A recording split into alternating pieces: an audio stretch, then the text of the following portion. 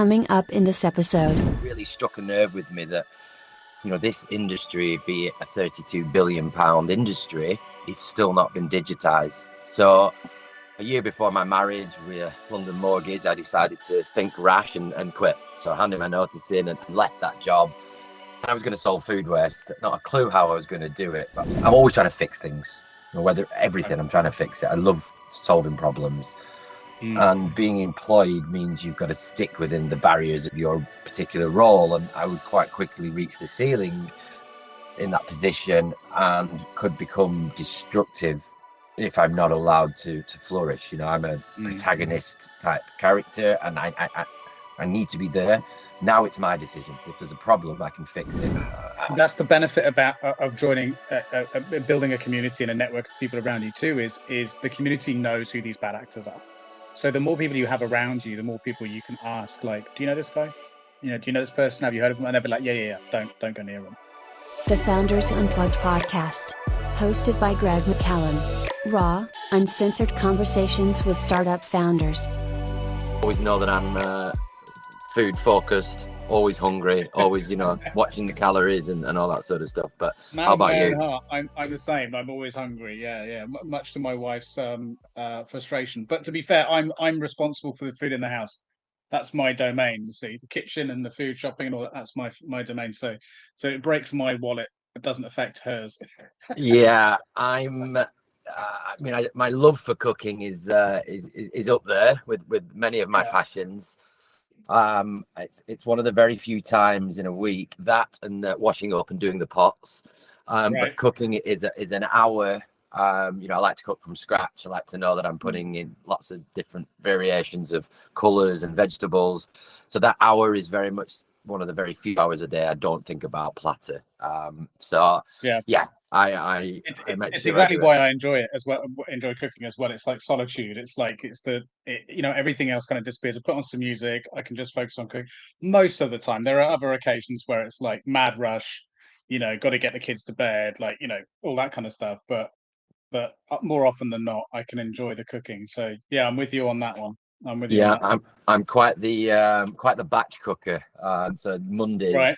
I'm still probably the only person in my WeWork that brings his lunch in every single day. People will see me with some turmeric fluorescent soup that I've made, which I'm proudly boasting has like 16 ingredients in it.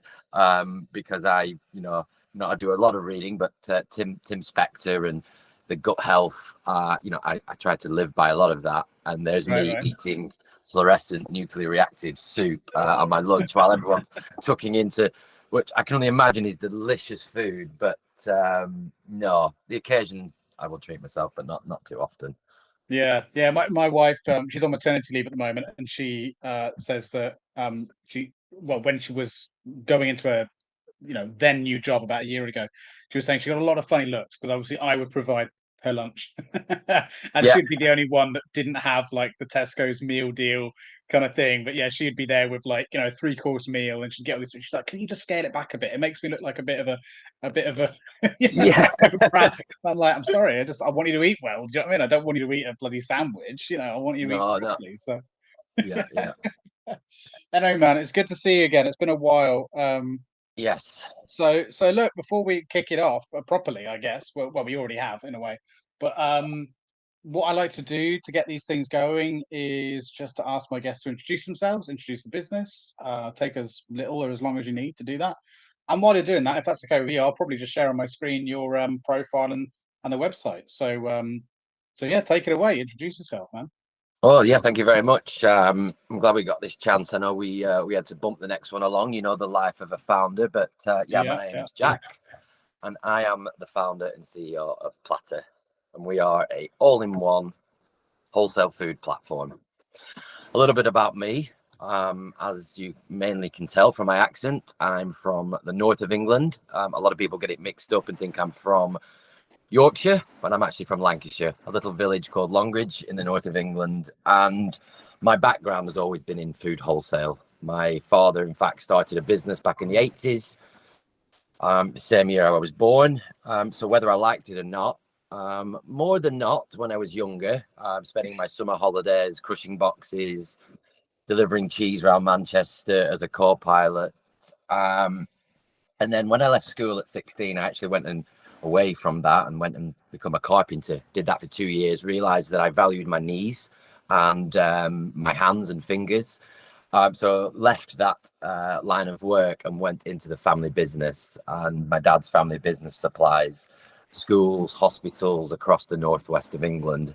So I very much started to learn the trade. But my dad being a true northern bloke and never been gifted anything himself, I started at the bottom. So I started picking orders, 5 a.m. starts, and eventually worked my way up to being head of purchasing as a food wholesale buyer, where I was spending a few million a year. I did that for around 10 years. I then decided I wanted what I didn't call back then a gap year, having never gone to college or university. I went and did a little bit of skiing. I went to the French Alps with my brother as a chalet couple. It didn't work out that well. Two brothers cooking in a confined space.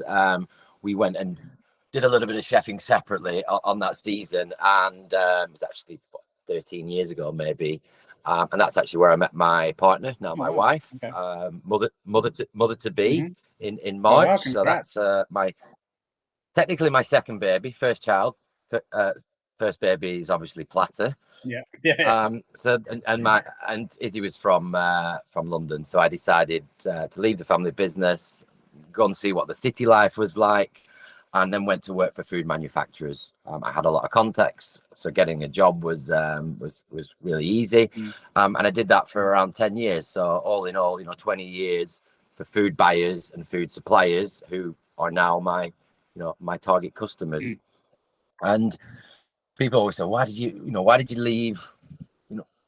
What was it that sparked that? And it was COVID, really. COVID happened, and the company I worked for, like a lot of companies, had a huge food waste problem, heightened because pubs and restaurants were closed, granted. And I remember trying to find buyers for bulk stocks, and all you could do really was pick up the phone and try to find a buyer within your contact book. And it really struck a nerve with me that, this industry, be it a 32 billion pound industry, it's still not been digitized. So a year before my marriage with a London mortgage, I decided to think rash and quit. So I handed my notice in and left that job. And thought, I'm going to solve food. Yeah, very sensible, just what you do. I was going to solve food waste. Not a clue how I was going to do it. But what I quickly realized, and I already knew deep down, is that only 26% of ordering between buyers and suppliers is actually done online. So, you've got all these businesses manually, phones, faxes. The company I used to work for sent a fax on Friday. So it was my mission to connect this network with digital tools that are already available, and with a long-term vision that we can digitize the space, use that data, and we can fix some of the problems, food waste, food miles, and those sort of things. We did that about 18 months ago when I started that. In between that, I had to pay my rent. I did the national census, which was kind of interesting. That really, again, hit home on how many people. I did it in Hackney. Banging on doors and seeing the amount of people that couldn't afford to eat, or the families that needed to be fed. And in my head, all I can imagine was all these warehouses full of food, and that really sparked me to think about food charities and the donation feature that we've put on for our buyers to donate this food back to charities. And then the other job I had to do was gorillas, delivering groceries. I call it the freest time of my life. I had nothing to think about. I would work all day on Platter, and then 5 p.m. till midnight, 5 nights a week, there was a crazy northerner cycling around East London, beating all the sales targets, delivering groceries. That soon stopped.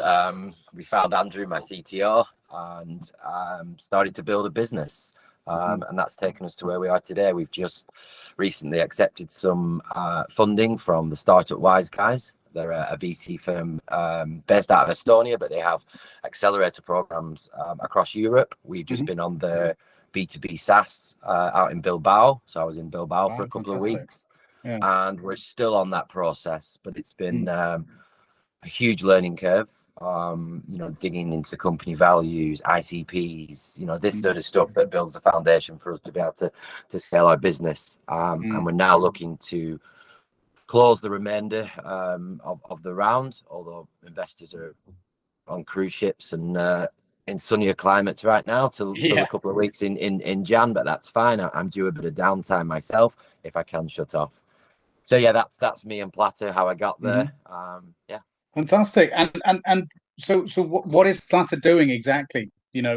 Obviously that background, one hell of a background, and I think a lot of people agree, like, while it's varied, it seems like there's a common theme throughout, right? So yeah, how is exactly Platter aiming to solve this problem? Because it's a huge problem. And I remember when we first spoke, I said to you, I've got a ton of questions because, like I mentioned, I'm a bit of a foodie. I'm an ex-chef. It's my first ever career. I've seen the food waste problem firsthand. I've seen how analog, like I've seen the head chefs, like making the phone calls to the So how is it doing it? Tell me about that. Okay, so there's, as you mentioned, the chefs and the restaurants. So there are three main tiers within the food value chain. So you have manufacturers who produce food in bulk. They deliver to wholesalers. Wholesalers deliver to pubs and restaurants.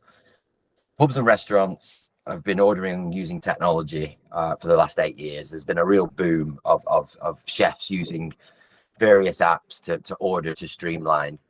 We're nearly at 80% of all ordering in that sector is digitized. We're simply mirroring that, but we have a different strategy and a different go-to-market. But quite simply, we're offering a digital platform for businesses to be able to sell their products. That is sort of phase one for us. We offer a full integration into their ERP system, with the idea is that we automate this journey from end to end. The long-term goal is to be integrated at both ends through buyer and supplier. This will give us track on where food is and why food is.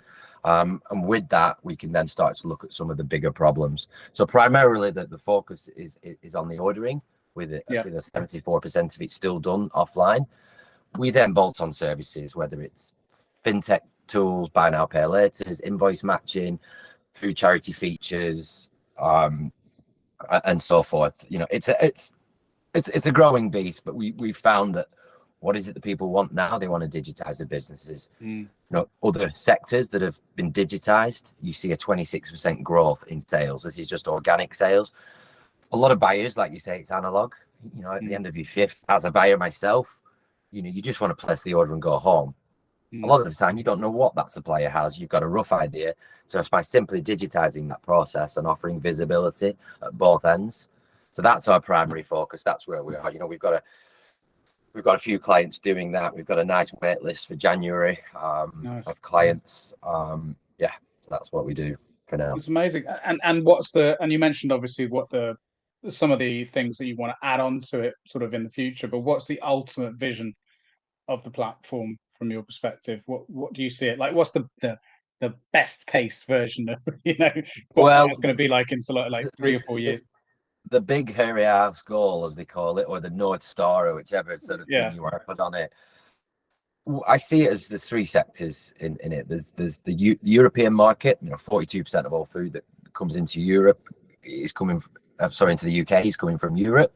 Germany, Netherlands, France, and Italy and Spain are the top four.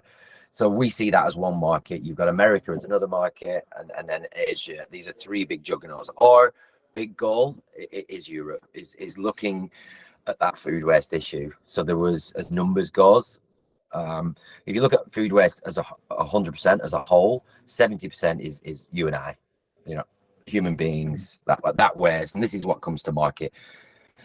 The 25% is the food wholesale sector, or 24.7 is the food wholesale sector, which is 14.3 billion in costs, which is 0.6 of all greenhouse gases. If you want that like quantifiable, that's 27 million cars, half of all British cars. We could just remove by creating efficiencies. What we're trying to do is we're trying to digitize it so that collaborative data can solve much bigger problems. And for too long, the sector has been us versus you and you versus us, where we can work smarter. And we're entering a world, 2020s is about collaboration. If we're going to have a fighting chance for the planet, our core values is, you know, one of them, I'll not bore you with them all, but one of them is people and planet first. Now, that's what we care about. That's what we're aligned for. We realize that there's a few steps before that, but the ultimate goal is connecting the sector so that we can use that data that already exists, but we can use it for the sort of greater good. And so I assume what you mean by solving that problem with your platform is just making sure that there are buyers, like by alerting them, or just by making sure there is enough on the platform so that food from suppliers just isn't going to waste. Basically, is that kind of what you mean by that, or are there other potential solutions? It's us using existing data. They may be getting 3 deliveries a week when they could get 1 a week, so therefore they've saved £160. We can map the network out, so we know everybody that's buying a pallet of tortillas every month. You may have surplus, but we can use that data to make smarter decisions. Companies that often work against each other, maybe we can get them in the same room and say, look, let's think more circular about this. There's 3 major canned tuna importers, for instance, in the UK. Well, we get them 3 on our platform. That's a full set of data in my eyes. We can use that. They may be crossing each other. There is so much power with that, but we need to offer the services and the platform first so that we're able to do that. We have competitors that go in on that data point, but you're talking to a laggard industry. A lot of the time, if you say, can I plug into your system and have all your data? Why are they going to do that? So we've taken a more utility approach, and services, because primarily we want to help buyers and suppliers become more profitable. We're not a classic marketplace where you can Google, cheese supplier. We don't do that. We are services only. If you want a new supplier, go and find one. There aren't that many. There are only 14,000 or so in the UK that operate strongly in the sector. So you tend to know who they are. So we're very much service and enhancing both ends to make both ends of the sector, more profitable and more streamlined. Why hasn't anyone done all this before, do you think? Is it just because it's too? I mean, it's usually one of sort of a handful of reasons, right? It's too expensive, it's not profitable, or it's too difficult. Like, which one is it? All of the above? I think. It's a question I get asked quite a lot. Because it's a huge industry, right? You'd assume someone would have sat down and thought of I think already. Times are changing. There are some leaders, your Bookers, Breaks, Bidfood, those sort of big players, that have digitized what they do. They only represent a part of the industry. Right. I think, COVID helped in a way that a lot of business owners went home and, maybe ordered the golf clubs online from Amazon rather going to the shop. And mindset is changing on how, we can use technology to benefit our business. You've also got younger business leaders that are my age, approaching 40, that are now taking over businesses that are, like us, glued to technology. It's just been a timing issue, and COVID has really, bumped that down the line. It's accelerated all of that, hasn't it? Yeah. Even from a sort of relationship building perspective, right? I think that's the biggest shift that I've noticed, at least anyway, is the sort of confidence in which people can conduct business across seas and without having to be in the same room. Like, you're seeing people being more willing to make bigger financial decisions with one another just over the internet, whereas pre-pandemic, no one would sign a contract above a certain value without you being expected to come and fly and see them in their conference room, right? Or for them to be able to see your office and make sure you've got a big office. But you know what I mean? Like, there was that kind of feeling behind it. And I think you're right. It's like that combines with the fact that you're also getting a slightly, I say younger, but like our generation coming up into these leadership positions as well, where we're a bit more adept and fluent in technology. We're just like, no, there are other ways of telling whether or not a business is good at doing their job or individuals are trustworthy, beyond like, do they have a nice shiny office and a nice receptionist, right? There are, know what I mean? Like, there are other ways of like valuing whether or not you want to enter into a business relationship with people, which is a good thing. It's democratizing sort of that kind of thing, I suppose. So it's super interesting. So yeah, tell me, just to go back a little bit, but you were mentioned about moving originally from Lancaster, not Yorkshire, Lancashire. So it's a little place near Preston that no one's ever heard of, but it's in the heart of the Ribble Valley. Beautiful place. Yeah, well, I've heard of it. I think I've been there before. I did a lot of being on the road for sales jobs back in the day, and I did a lot up north. Yeah. So what was that like? That move from a little town, little village. Well, not a village. It's a town, right? Not a village. Yeah, it was. I think the first time I ever went to London, in fact, was going to Victoria Coach Station with my guitar, PlayStation, and snowboard bag, going on my ski season. Why I needed a PlayStation on a ski season, I don't know. I did actually leave it there for somebody else. Did you bring snowboarding games? yeah, probably. Probably more like every episode of Mighty Boosh. Was probably where I was at in my life at that point. Old Clegg. Yeah, old Clegg, as they often gets whipped around. But no, I loved it. I grew up in a small town where everybody knew my business, and I don't know if it's a good or a bad thing. Judge that as you will. But maybe my mindset had changed a little bit, and I was always inquisitive. I always wanted more and wanted to think bigger. And meeting a lot of people on my ski season that were predominantly from the south. It's quite weighted towards that. I'm not sure why, but there weren't that many northerners. And it really just opened my eyes. The level of opportunity that's just on your doorstep. All my friends were starting businesses, and me and another friend launched a floating hot tub business, and it was just that world where. Before that, I kind of imagined by 24 that I would be married with children and, be working in the family business forever. How wrong was I? I'm now like nearly 40 and expecting my first child. So I got the math way off with that. But it's still the best thing I've ever done. It was just such an eye opener for me. And, if all goes to plan, I'd like to remain in London and in Hackney area for the foreseeable anyway. Do you think there's like a distinct advantage for founders living in London compared to those that live in sort of other areas? I mean, aside from the fact that it actually opened your eyes to a degree, or made you realize about sort of entrepreneurial lifestyle, forgetting that, if someone already has that in them, do you think they're at a disadvantage by not living in the capital? I think so. I know there's a shift towards Manchester for tech jobs, and you can leave uni and go and get a customer success role in a tech industry, and all of a sudden a year in you're learning about cap tables, you're learning about how everything works. I think in real rural places, my nearest city was Preston. Yeah, there is a huge disadvantage, which probably needs to be addressed at some point. Even based on what we were saying about like COVID maybe democratizing that a little bit, you think that's still a disadvantage? Yeah, because I think it's a mindset. There's very much a mindset, especially where I was from, is that get a good job, with a solid business, work hard at that job and stay in that job until retirement and get a good pension. And that used to scare the life out of me, that thought. It still scares the life out of me, yeah.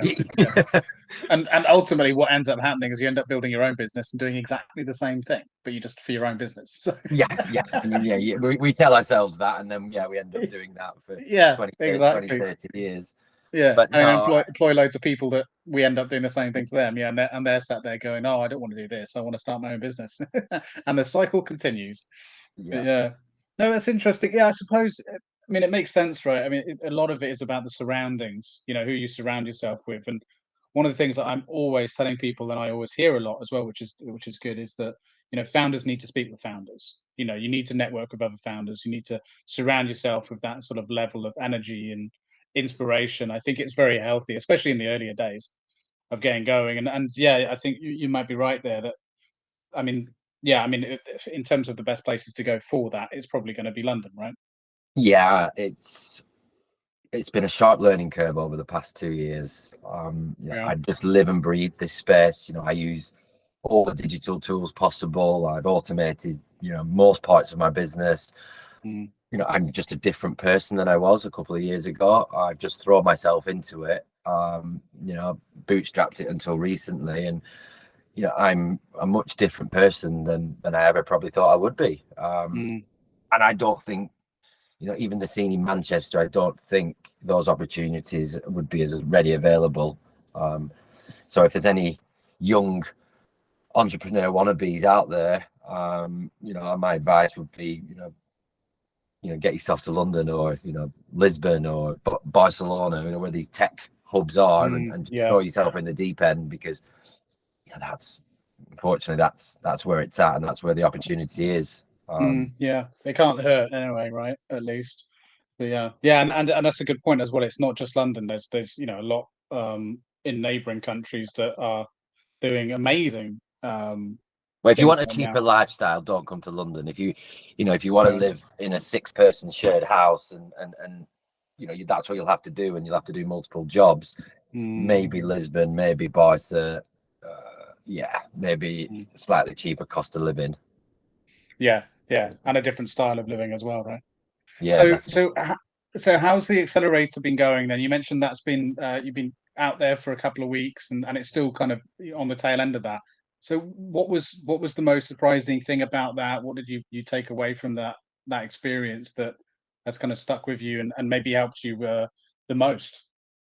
Well, we got a lot of, and we're still getting a lot of coaching from industry leaders, whether it's market sprint, defining our category, evaluating our ICP, looking really deep at the data and the statistics around our industry, getting underneath the bonnet, and being held accountable by some, then we've talked to people, I'll not name drop, but there's people that are unicorns, there's people that have exited 3 businesses, and they're giving us hours of time in sections of the business that I'm not strong at. So whether it be marketing or building our company value, and it's been like going to, I always a little bit upset that I never went down the college university route, because I always thought it looked like a good laugh. I would probably have just been in the pub all the time and never gone to lectures. So it's probably the right.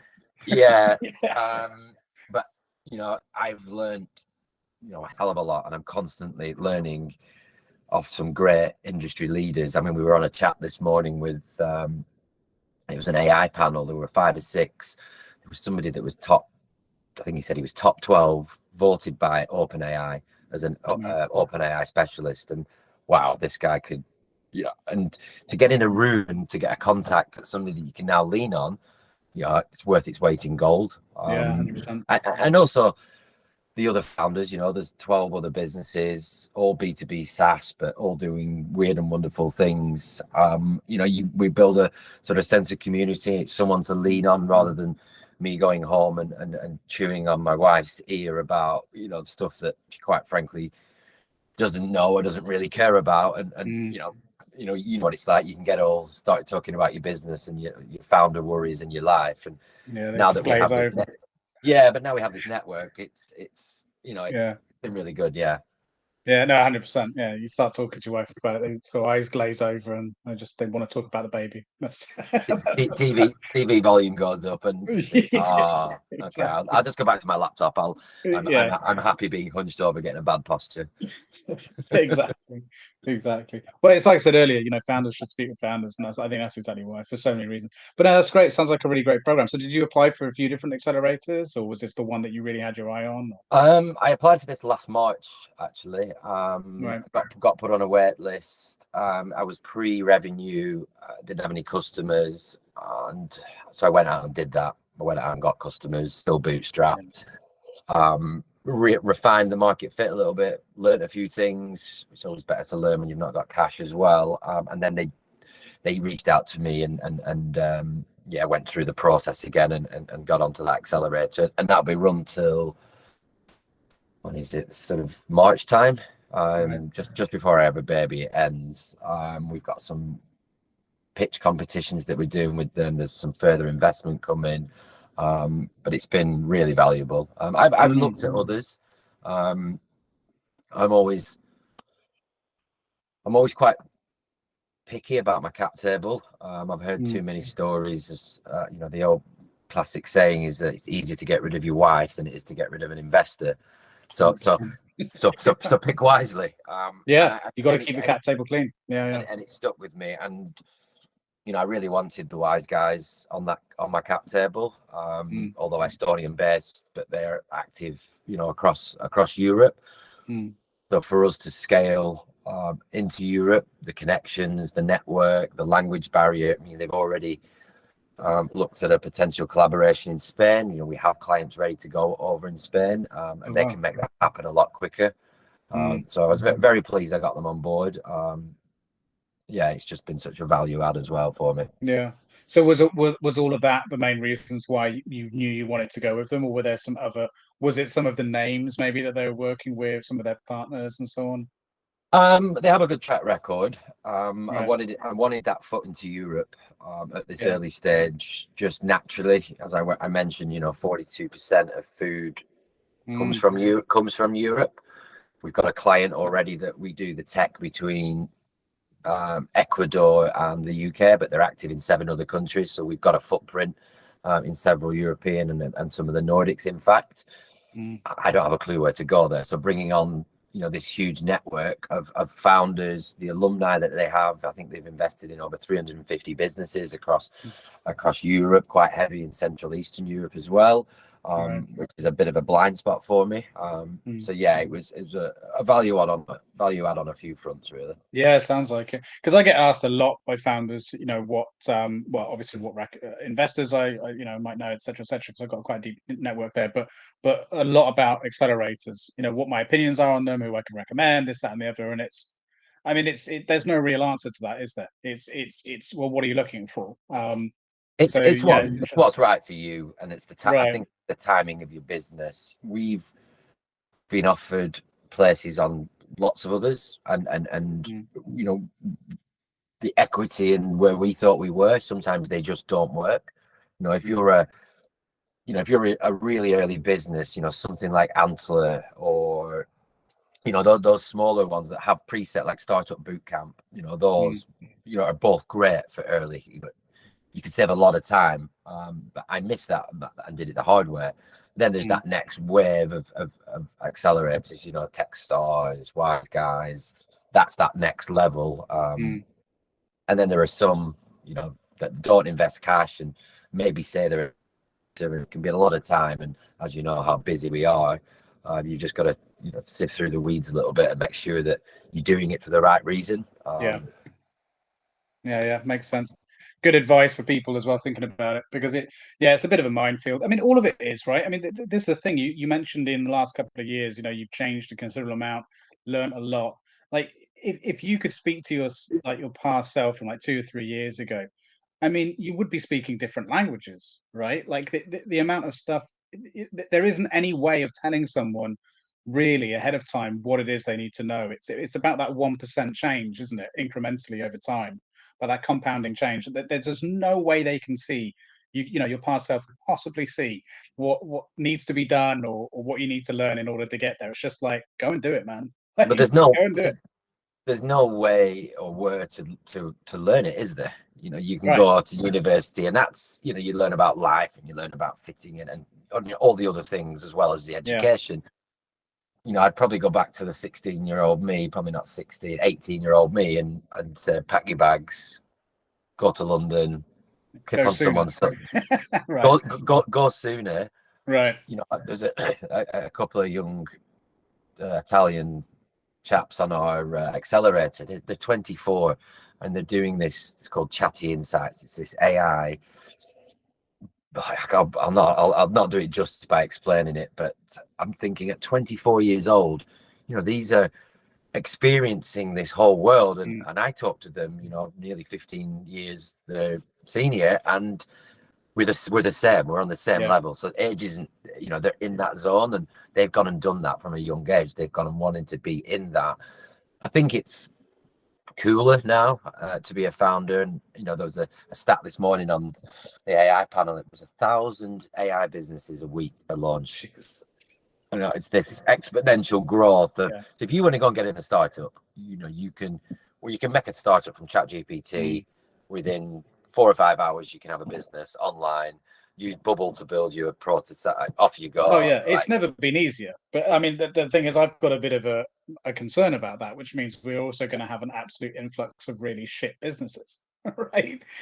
Which So makes as well as some really great ones, I mean, that's inevitable. You need to have that in order to get more innovation. I get that, but it's worrying because from an investment perspective, we saw something similar to that happen a while back, and get a lot of businesses get propped up financially that didn't need to be, simply because there was a bit of a hype train, and then inevitably it created a bubble, and the bubble burst. So it's like there's a bit of a concern there from my perspective. But I think it's just the way it works. But there are a lot of good businesses that fall by the wayside that maybe don't reach that investment goal, and then the business fails because there's the next, whether it's Web3 or whether it's AI or whether it's blockchain, there's always these bubbles that happen where all the money gets driven because that's the thing that needs to be invested in, when there's great businesses that maybe they're just not sexy. I mean, the food wholesale industry is not sexy,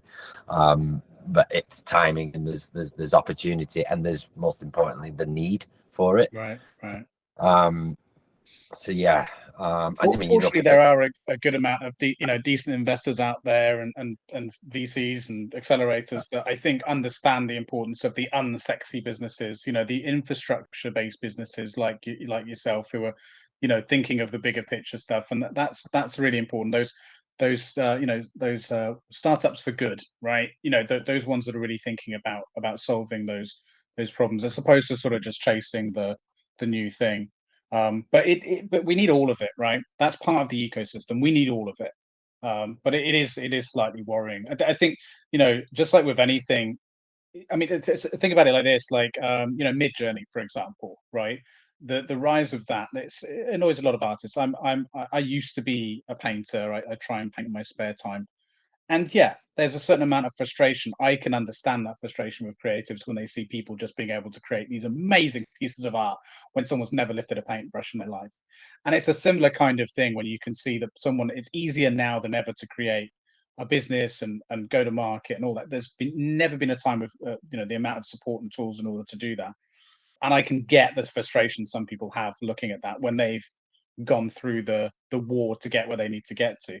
But that's progress, man. Like, I think that we had a chat with a bloke called Dan Priestley, who set up a company called Scorecard app, and he said something that's really stuck with me. He said, "So your MVP is on a fag packet. It's on a napkin. That's your MVP. Build your wait list. If you can't sell it, it's not a business." He said the idea is to try and prove that what you think is a business is not a business, and if you can do that, fine, it's not a business. Try and disprove your thesis. That's what it was. Right. And what I thought was an MVP was that minimal viable product, an actual physical product. So that's where people go. You see anybody that's done it and exited, that's the first thing they do is they build huge wait lists, and no one tells you that. I mean, it makes complete sense. But if you go to an investor, you say, look, I've got 1,000 people that want to pay me X. I need cash to build it and deliver it. Who's going to say no? They don't. They say build. Everybody else does it in reverse because there's no education between it. You either go into it and try and do it and fail, and then you become better so you can go and do it again. But there's for me there's a gap that somehow somebody will hopefully try and solve. I did bump into a company actually. They were trying to do a sort of startup university. They were trying to get the license. So maybe things like that. Again, I would be telling my 18-year-old self to go down that route. Because the skill set, think about myself. I can, I've learned accounts. I've learned, boring things, payroll. I've learned how to build marketing machines. I've learned how to do content. I've learned how to do, X, Y, Z. And you can spend a whole career learning to do that. And then in the startup world, you get thrown around into the mixer and you come out of it battered and bruised and burnt out. But hell, you've got a lot of skills. And that's worth its weight in gold. And a lot of people sometimes look at failure and think it is, but I don't think like that. I'm a half full sort of person, and if everything failed tomorrow, it's not a failure because I've I've got a different set of skills. I've got Yeah, the I've got amount you gained from that is I've got a network astronomical. now.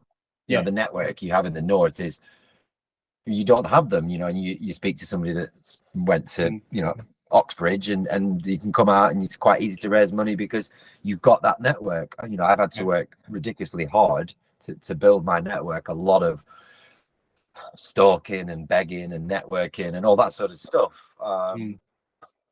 So yeah. No, it's right. I was speaking to a founder recently who, when I was talking to him, he explained how a couple of years ago in his journey, it all went wrong, right? And financially, he was a bit screwed, and so he just put out to his network, "I need a bit of a part-time gig. Any of my founder friends, can I consult? Can I anything? Can I do some admin fees, some marketing, whatever? I just need to pay the bills." And basically his sort of takeaway from that was that's the most powerful thing out of building the network that he did throughout his journey, is that now he's, like you said, he's created himself this sort of safety net. So if anything should ever go wrong, even if he fails, well, he can't really fail now as much as he could before, because there is that safety net in the people he knows, the connections he has, whether that's to try and start a new business, launch something new, or just simply to just say, hey guys, I'm in a bit of a bind, can someone help me out with a job? Like, he knows the CEOs of fucking, hundreds of companies. It's like, what better contact to have for getting a job than knowing the CEO personally and just like being, hey mate, look, I'm a bit screwed. Have you got any jobs going? You know what I used to do. You know everything about me. Is there a place for me in your team? So yeah, there's a lot that can be taken. I mean, obviously that isn't the reason why people go into business, is to expect they could fail and end up working for someone else. But that's a silver lining, I guess. And I'm with you at the half glass, the glass half full kind of guy. So that's the way I look at it. Doesn't matter what, no one regrets not trying something, I don't think. Or at least you shouldn't. Yeah. Yeah. I agree. But yeah, but it's daunting, right? It's not for everyone. I just talk about this a lot on the show about you don't know what you don't know, right? um, but yeah, and you mentioned about someone maybe starting a startup university. I did business management, and that's what most people tend to do, right? Degree in business management, get their MBA or EMBA, and they think that's it. And I'll be honest, hardly any of the stuff that I learned in that degree do I actually use. And I do have a bit of a theory about this as well. I know this is going to be down to personality types, and I feel like this might resonate with you, I don't know, but I also feel like there's only a certain amount of information you can put into your head before you then go and do something, compared to actually picking it up while doing it. I think there's limited capacity, right? So you're not going to remember everything you need to know ahead of time. Imagine spending 3 years, like, what do I need to know about everything, and being a founder, being a CEO, leading people, raising investment, managing finance.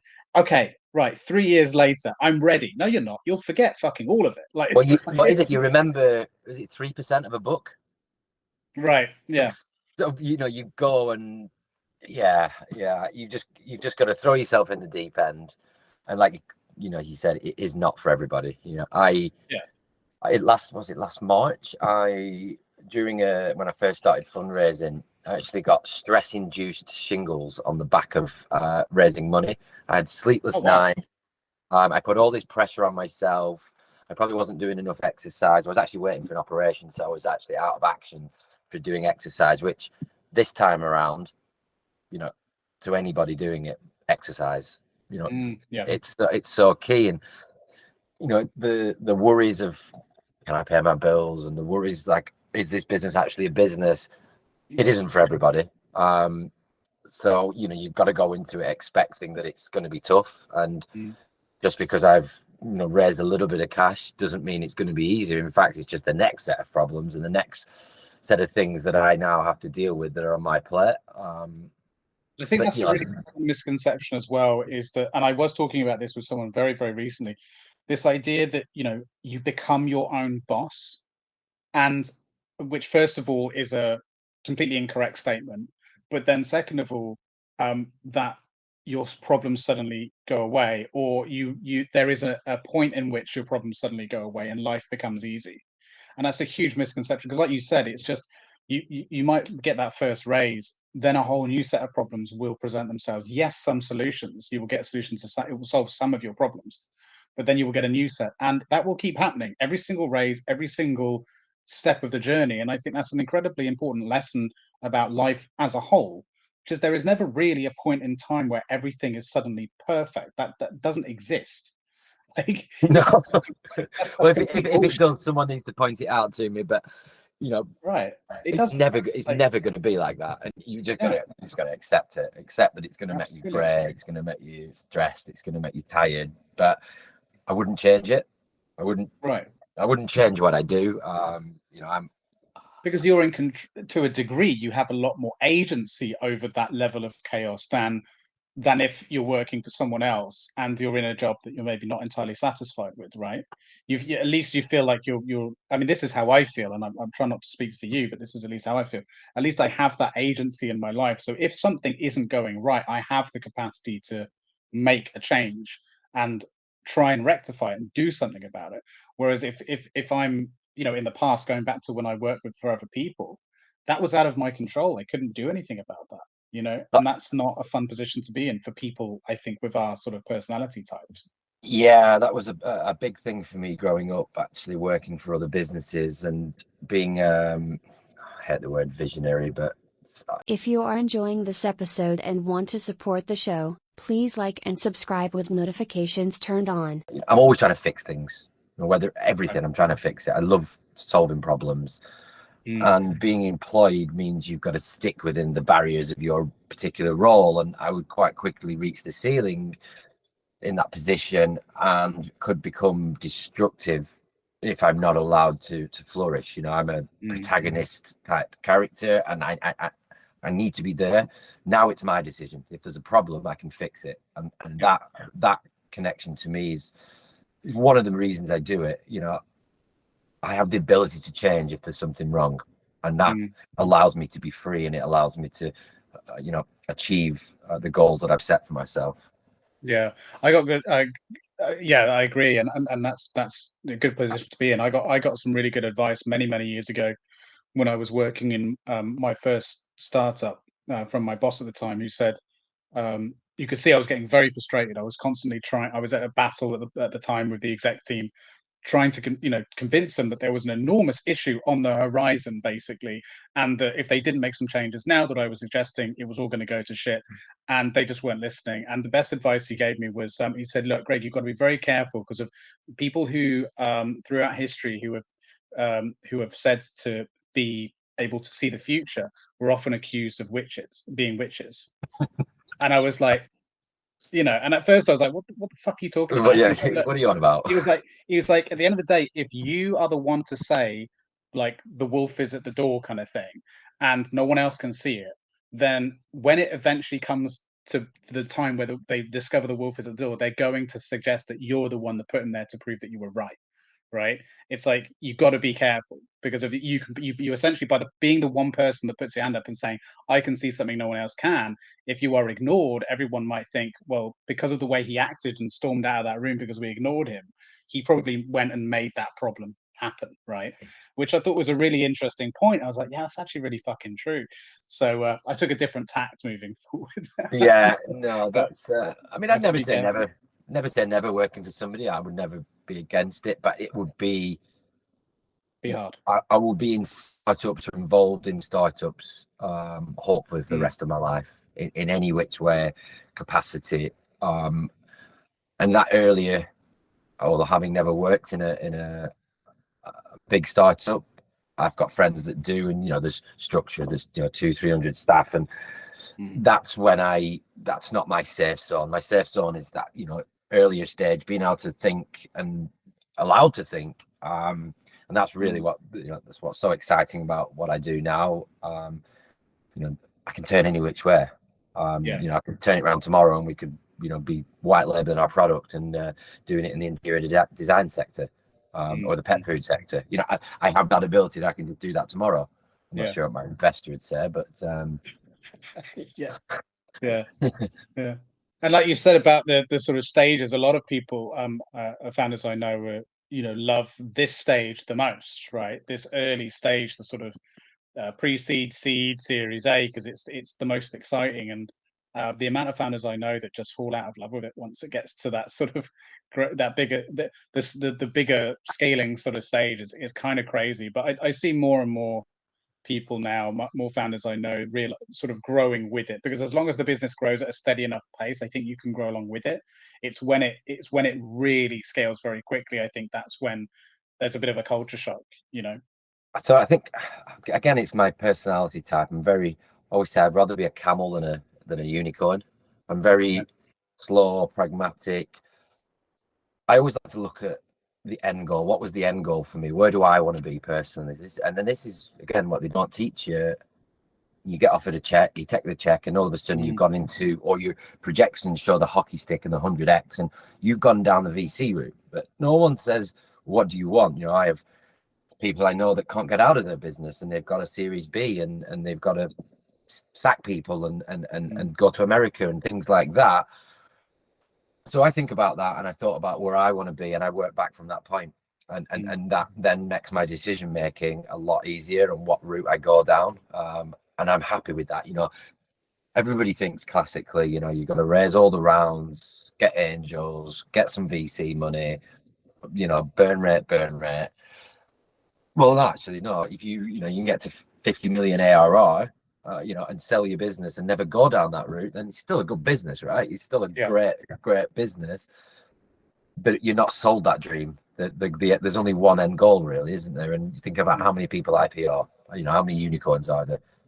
I mean, the actual reality of that is, you know, you're just making your chances of success because you haven't thought about, you know, what is important to you.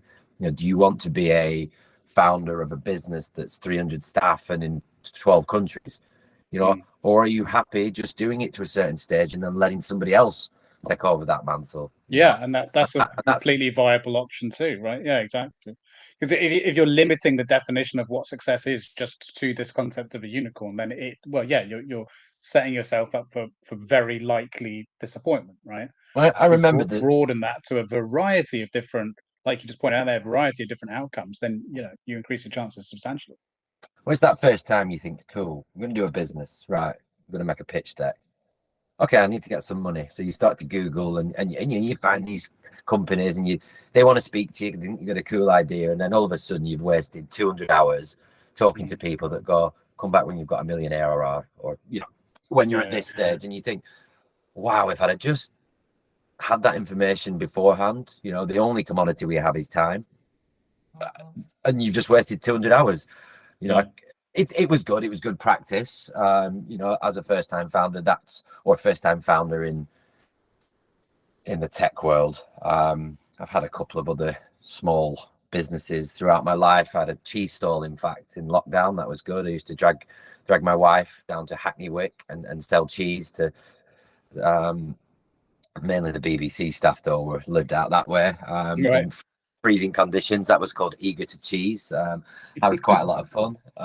My dad's business started in cheese, so if anybody ever wants boring about cheese, I can talk I can talk about cheese. Yeah, I can talk about that one.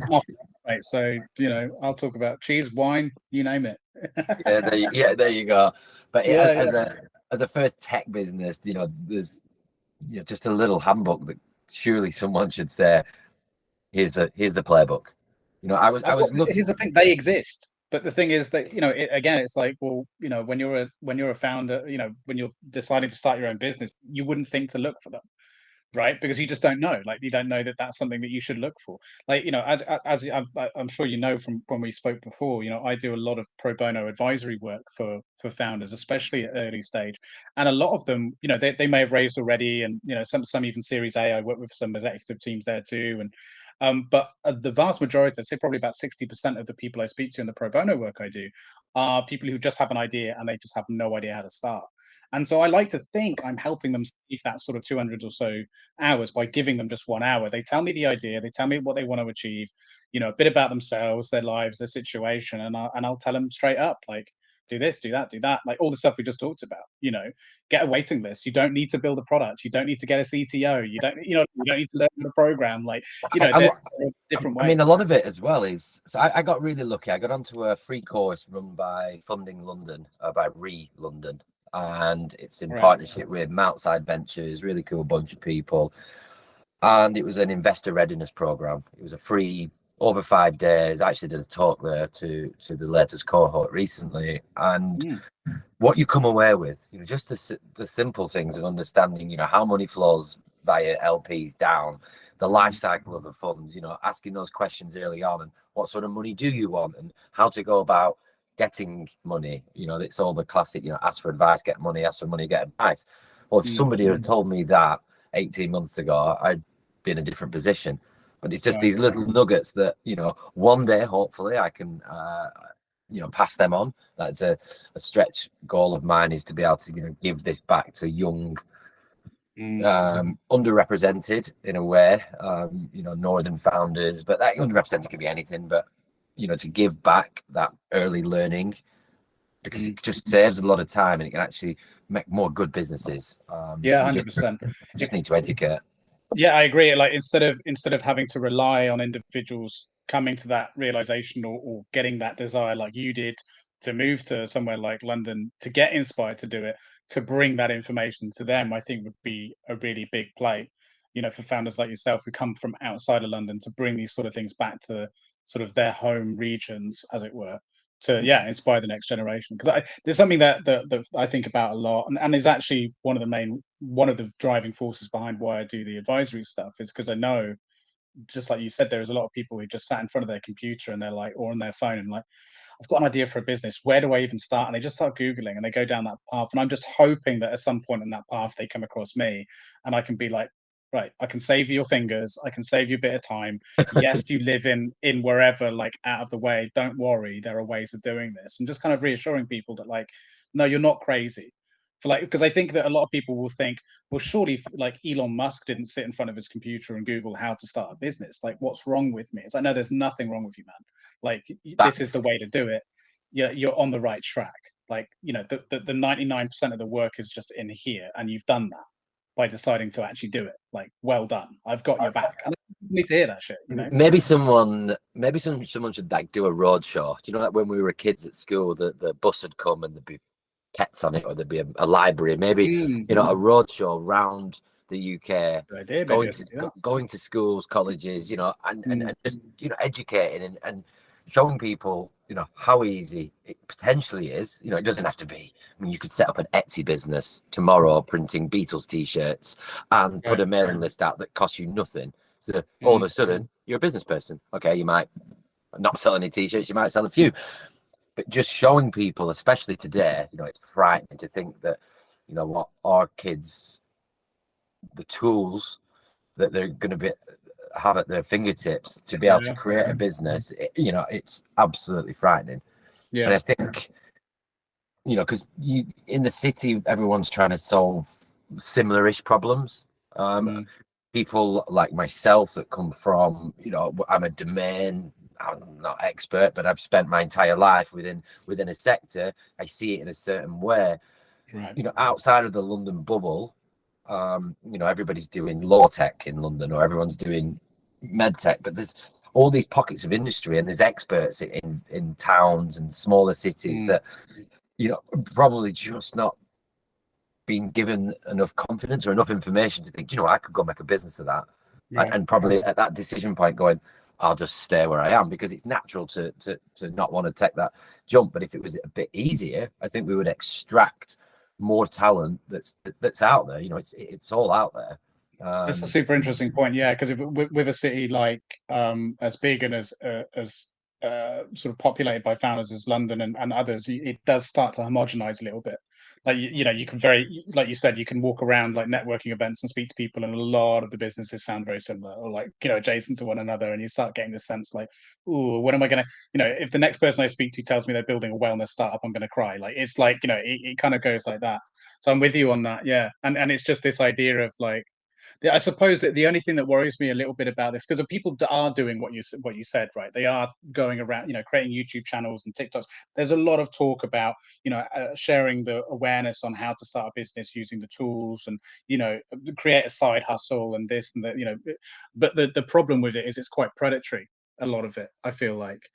You know what I mean? It's like they give out a lot of this free information, and then it's oh, you want the secret though? Oh well, you've got to sign up to my course that costs $1,000 a month or whatever. You know, that seems to be the issue with it. But that's a business in of itself, I right? You've mean got to that tip your hats to that innovation to a degree. there is. I mean, that is a spark of another conversation in that, you know, those what I like to call like the snakes in the grass, which no one tells you to look out for, and you give them 3 hours of your time over 3 various meetings, and they're going to invest, and you check them out, and sometimes they've made their way onto, and then they hit you with a 1,500 a month, this, that retainer, and people, you know, if you're in a, like for me, it was never an option because I was delivering groceries in the evening, you know, Airbnb being my spare room out, doing everything I could to make this business work. So anybody that came, I would just laugh them out the door and said, well, who in the right mind? But how many people that are doing a nice job, that are doing a startup on the side, because a lot of people do that, that pump money into these people, and you know, they're just riding on the coattails and, you know, looking for those ideas. So yeah, that's another 100%. Another key learning I've taken over the past 18 months is, you know, a lot of people promise the world. That's the benefit about of joining, building a community and a network of people around you too. Is the community knows who these bad actors are. So the more people you have around you, the more people you can ask, like, do you know this guy? You know, do you know this person? Have you heard of him? And they'll be like, yeah. Don't go near him. Yeah. So that's another really useful thing too.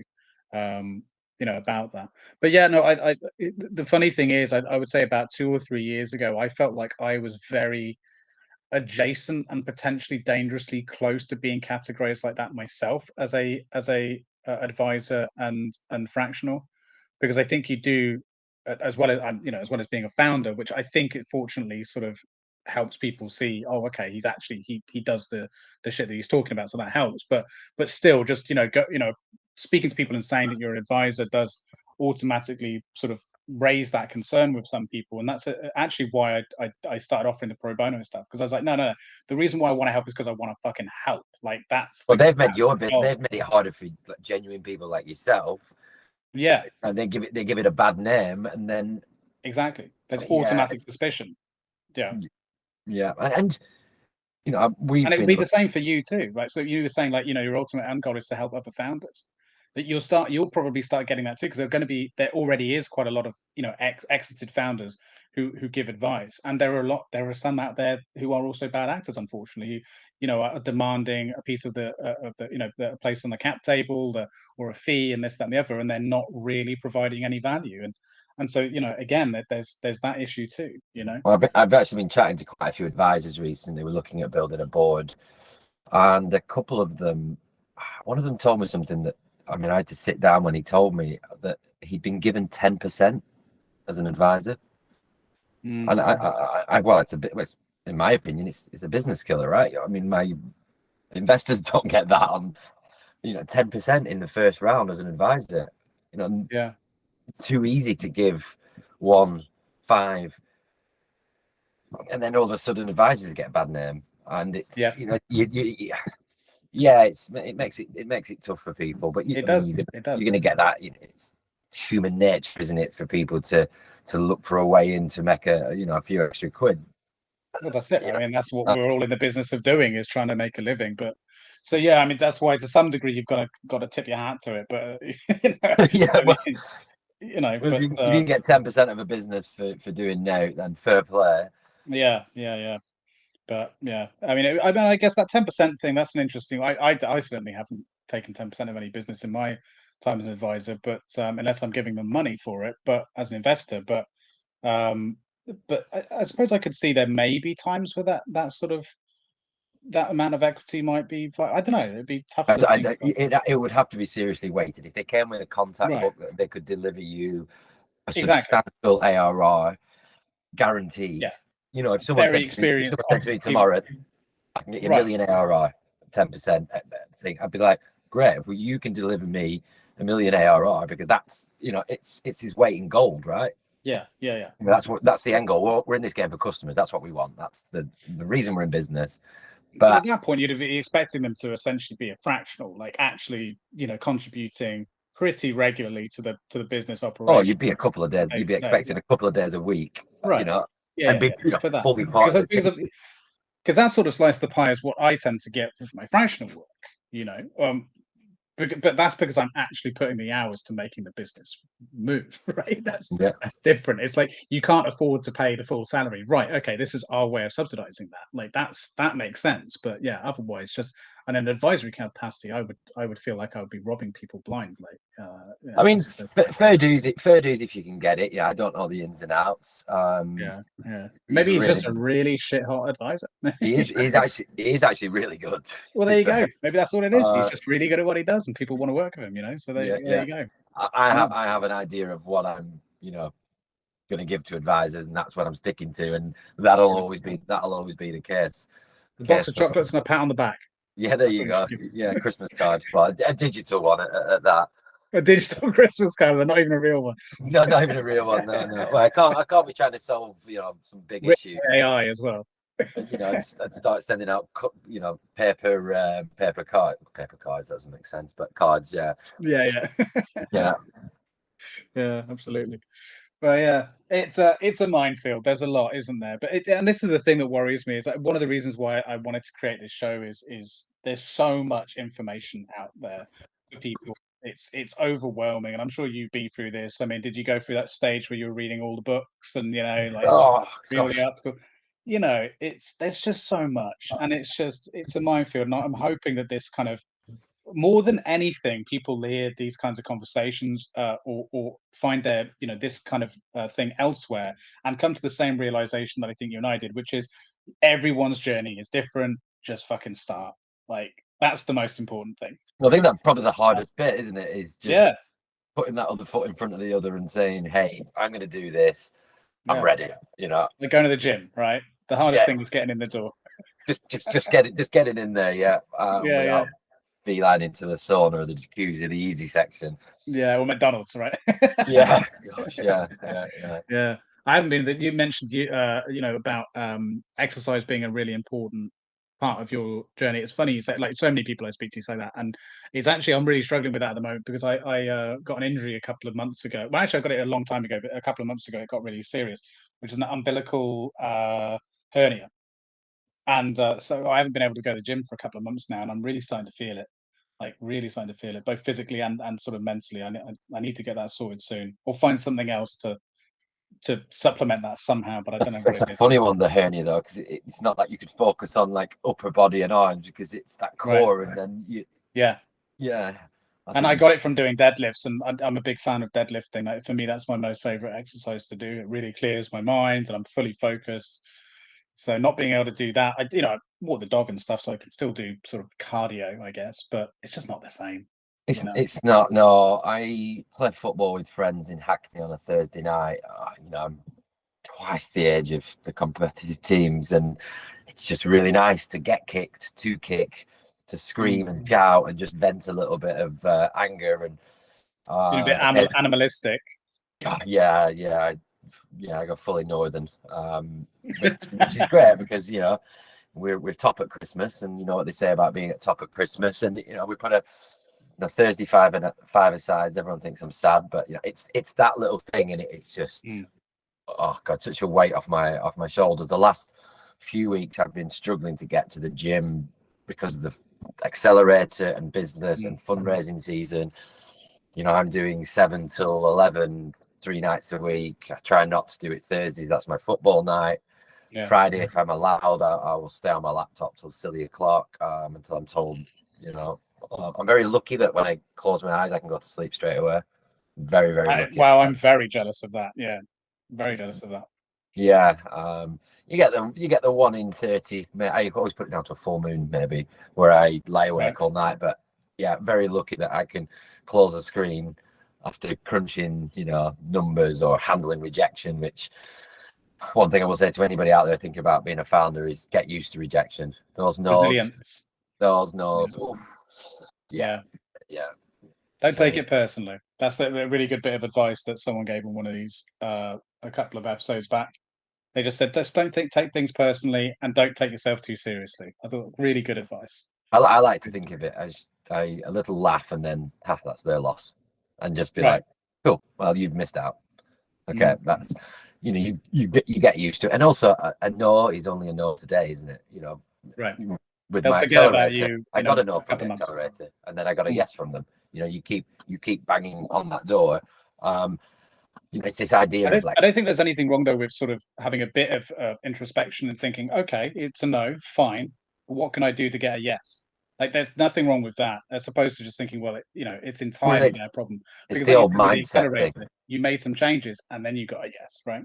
Yeah, we spend a lot of time thinking about why. So when someone gives you the big no, you think why, which is natural when you go into this why zone, and all of a sudden you're in this impending, it's all going to fail. But you've got to flip it on its head and think, what can I do with that? So it's the no was a no, great, but what can I do with that? Okay, well, why was it a no? Yeah, I've delved into that why world, but then think, what can I do with it? Whether it's I need to change this or refine. When I look at my first deck, which I produced probably 18 months ago, to where I am now, and I'm probably on version 200 and something, I would imagine. Yeah. The evolution of it, and it'll change over the next few years, and it'll The keep never-ending changing. deck. And it's the never-ending deck, yeah. And it's this, a lot of, if you're a perfectionist, it's a terrible curse. You've just got to accept that being, it's never going to be perfect. I like to look at it as, if I've got a task, I like to look at it in a time block. So I say, okay, I'm going to produce a sales document. Okay, I've got 2 hours or 4 hours or whatever that time is, and that time, once it's done, that's as perfect as it's going to be in that time. Otherwise, I spend 4 weeks doing it, and actually, if I'd have done it in the time, I send it, and someone says, "Jack, that was shit." I go, "Cool, what was wrong with it?" I've learned more than I would have done. So these little learnings that, especially when you're juggling, so many hats, doing everything. Yeah, I mean, what you've basically described there is the entire process of a startup, right? I mean, that basically is it. It's all that. It's all like, this has to be good enough for now, and we have to get it in people's hands or in front of people to find out how we can make it better. I mean, that's basically that's it, isn't it? It's iteration. Everything we're doing is iteration, continuing improvement. 100%. Yeah. Oh shit, you said something there that reminded me of something, but I've completely forgotten what it was. But yeah, that's a super. Sorry, that's really funny because if I hate it when I do that, I forgot about something I was going to ask you about. Now I've forgotten what it was. Never mind. But yeah, that I mean, we're going through that now with our startup that I'm a co-founder of. We're about to release into open beta, and we know that the whole point of that is feedback. I mean, there's nothing. Oh, that's what I was going to say. When in regards to finding out the why, like, so why the no? Something that I don't think people do often enough as well is just ask. Like, there's something about ambiguity that we seem really comfortable with as people, where we sort of go away from something and try and guess why they said no, what they were thinking, what and try and infer what people just ask people. Like, there's absolutely nothing wrong with just going, okay, I get there's a no. You get Can you those tell me answers. why? You get those answers from mainly VCs that it's generally the same set of wording, just moved around. It's not quite ready. If I've given you the way I see it, if we've spent an hour on the phone, me pitching, I've spent time beforehand, plus all the other time. In my mind, the least you owe me is the real reason why. Because if I can't take something away from it, so I generally do, I would say, well, come on, that's not a response I'm looking for. For me to go away and do something with that, I gave you an hour of my time. The least you could do is say, I just don't like. I'm a bit Be of more a specific, right? Yeah, well, I reply to everybody, and I get a lot.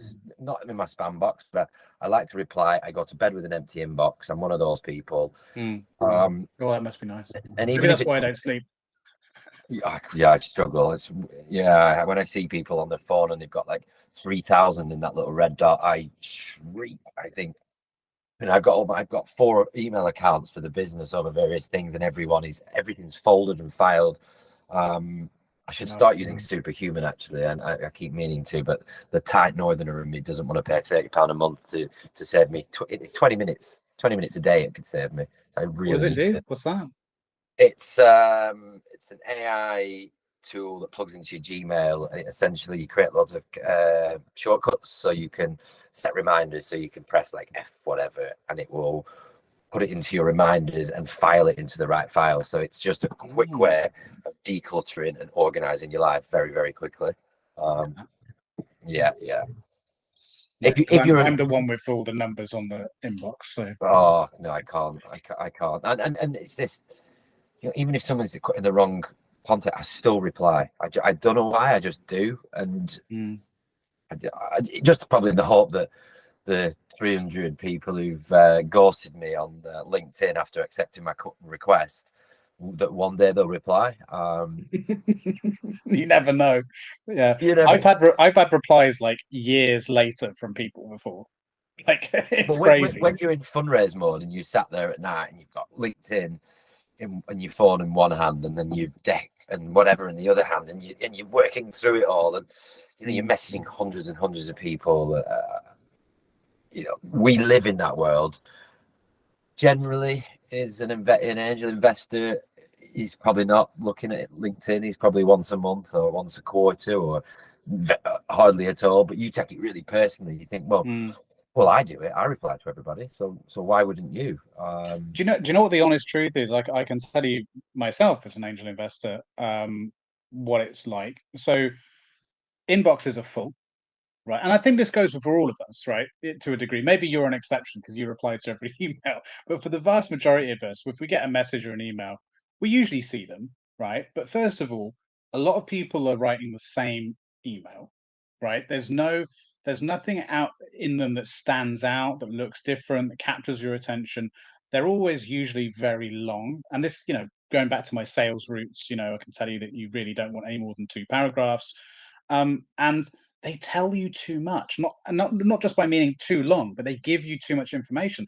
There's something to be said about being a bit mysterious, about holding back, sort of giving enough information to make you go, oh, that sounds interesting, but holding enough back to make them say, I want to know more, right? Being a bit mysterious.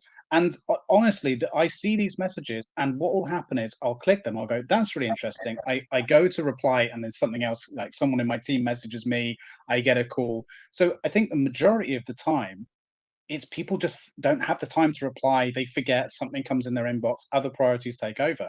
Because of, I found this back in my cold calling days, and still when I train people to do cold calling now, that when you send an email and a LinkedIn outreach and then do a cold call, 9 times out of 10, when you say, I sent you that email, did you see it? They say, oh yeah, I did actually. And if it was an interesting proposition, I'll probably say, it actually sounded really good. I've been meaning to reply. I've just been busy. So thank you for calling. Like, if it's a good offering, do you know what I mean? That's what they'll say.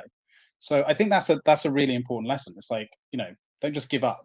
Well, I'll the messages sometimes you get, I'm always getting sold stuff, just because I've got founder in my, data scraped, and I'm getting targeted. That's what it's like for me. Founder, advisor, and angel. Oh, you are fucking 40 messages a day. And if somebody generically puts me into a sequencing tool and I'm being outreached, I will be really blunt and say, put some effort in. That is terrible. I feel I try and get really creative. I look at what school he went to. I look at university they went to and what gigs were on in their era, and make it really weird and strange. And I've had 2 or 3 times where people have gone, look, it's not a sector for me, but that is the most interesting email anyone's ever sent me. I'm a little bit of a weirdo anyway, so you just get under the bonds of it, because getting a lot of those boring same emails. Hey, I can get you 60 customers a day, a millisecond. I'm going to make you a millionaire. I'm thinking, whoever's at the top of that sales team is, they're not doing a great job, are they? Right. No quality, and that's what they're selling you. Yeah, which is the irony. Yeah.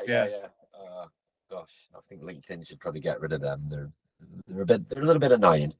Yeah, it's that, and development and devs. I get so many messages from developers messaging, asking if they want to, if we want their services, and it's just like, well, we've got a product, guys. Like, we've clearly got a team already. Just do a little bit of research, come at it from a different angle. Maybe say, we notice you don't have this kind of thing in your product. Have you got a team specialize in that? Because we do. Like, try that, because at the very least, what it might mean is, I think, okay, actually, we don't have that. We don't need it right now, but maybe in future we do. Now I know these guys exist. Like, there are ways of doing that. I don't know. But it's on mass. Everyone's trying their best. It's not easy. It's probably going to get worse before it gets better with the likes with of AI. I mean, the tools. I mean, I use Apollo, which likewise is just wow, what a tool. The likes of HubSpot. If I was HubSpot, I'd be very worried. HubSpot are offering every founder 90% for 12 months, and you've got all these competitors building the little sections, the marketing bit, the sales bit, that are just far superior. And I would be quite worried. From what I know about, because I know HubSpot quite well, and they've got some stuff in the works. They're going to be all right. They're going to be all right. Yeah, I mean, they're a huge beast. They'll and they've always been kind of ahead of the game with some of their tools, like in that sense, I think, which is why they kind of become a bit of a staple for startups in the last couple of years. But they'll be all right. They're going to be. I know they're working on some interesting AI stuff, and they've already started releasing a bit of it here and there. But I think they'll be fine.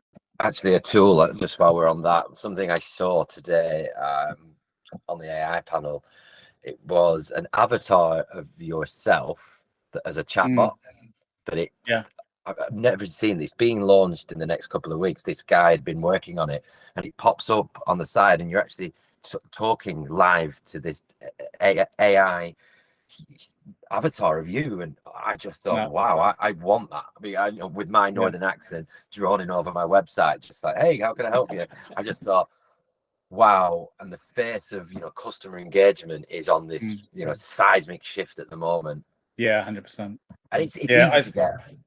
I've seen similar tools like that for outreach as well. Like, there was one where it's not quite there yet, but there's one where you can automate a lot of outreach for, like, things we were just talking about, leveraging things like Loom and Vidyard.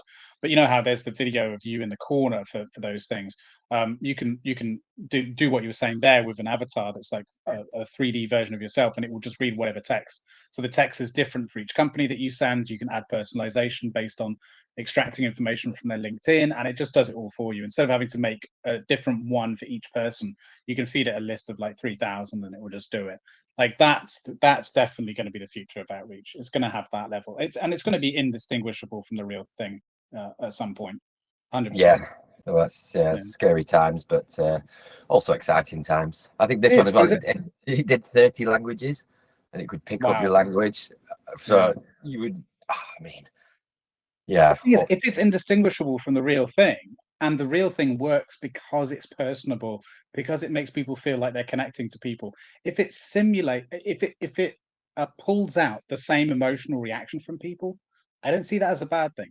I think it's when it doesn't hit the mark, and it creates a disdain or distaste for that brand or that company. That's a problem. We're in that middle position right now where it's not quite refined, and that's why it's rubbing at people the wrong way. Well, they say that 80%, so chatbots will answer 80% of a customer's needs. So you've captured 80% of that bit, and it's just distinguishing when do we get the real human involved, and that's the bridge that they're trying to do. But if you can get 80% of all your questions answered, well, that's a huge saving on resources for any business. Exactly.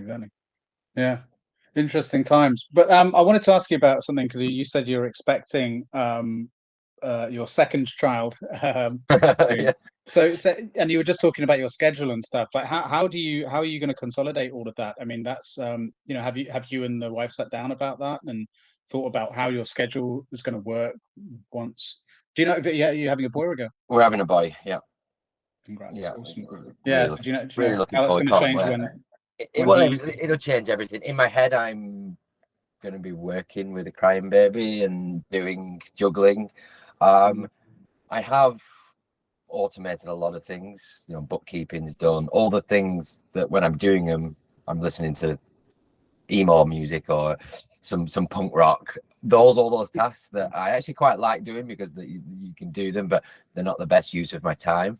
And I've sort of made the outreach of clients, and we've got new clients lined up for for the first quarter, and we're working on finalizing the clients that we can handle in the second quarter. So I've sort of planned it ahead so that I can still be active. Yeah, I'm gonna cross that bridge when I get to it. Everyone keeps telling me that it's going to be crazy, but I'm very good under pressure. I'm very good, high functioning at speed. A friendly reminder to share this episode with your network, like, comment, and subscribe. It really helps the show and only takes a couple of minutes. I'm quite good on without sleep as well, although I've been getting a good 8 hours on average at least a day, which I'm really enjoying.